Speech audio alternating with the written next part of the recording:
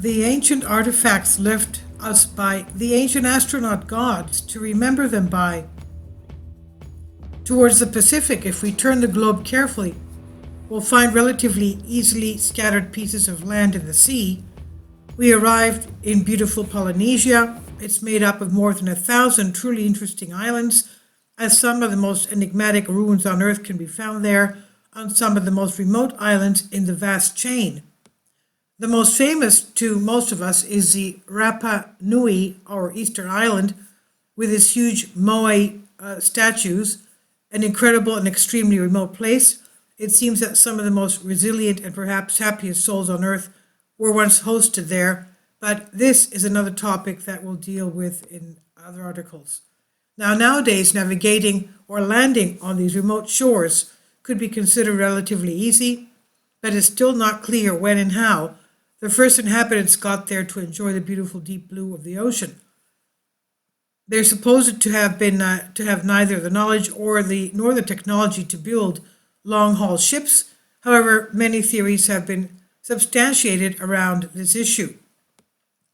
The inexplicable ancient statues, very tall, oversized, that still make up the mind for how they were placed and transported to the places they are today, are the main feature of Easter Island. Although Easter Island enjoys great publicity from almost all over the world, there's another island next to it, possibly with a much more mysterious and enigmatic landscape.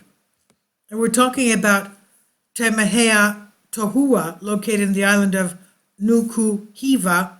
It's the largest of the Marquesas Islands in French Polynesia, where the ancient inhabitants once lived inside a crater of an ancient volcano on the island.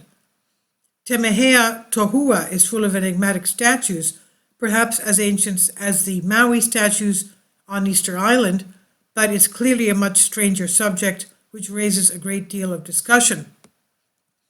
The oldest archaeological evidence of human habitation in Temehea Tohua is estimated to be about 2,000 years old, but there are many who suspect that these studies may be much older. The statues must be much older.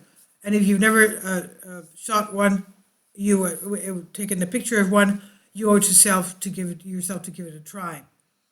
Automatically, our mind will be forced to make comparisons with objects we know of, so you'll very easily conclude that the external appearance refers to the uniforms and helmets of astronauts or pilots, ancient astronauts type of thing, and in general, a very special clothing that is not justified by today's academy. Okay? Now, could we claim that these are ancient astronauts who came from another part of our planet or even from other planets?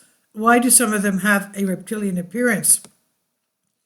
It's claimed that the whole appearance of the statues has to do with rituals of the ancient natives there who had deified reptiles and perhaps frogs. Probably, how did they come to imagine that ritual costumes with helmets, pipes, and strange big glasses should be worn? How unlikely that the locals to have seen ancient gods coming down from the iron birds and greet them. If they really came from somewhere else, why did they not leave any trace behind? And yet, we're wrong, they left their presence on these amazing statues. Easy estimate, you'll tell me, but is it valid? Although one cannot say for sure, the chances are high enough and the clues enough to support these theories. So in any case, the origin and depiction of these statues remains a complex mystery. Temehea Tohua is undoubtedly an amazing place, a place that deserves much more attention. And this I've translated for you from a Greek article concerning the ancient alien shrine on the remote Polynesian island. Please leave your comments. Thank you for your support. Please support my Patreon account. The daily posts are 5 videos daily, and they are totally different from what I have on my YouTube channel. Thank you so much for your support and that you find all my content so interesting. You'll find the Patreon account details in the description box below.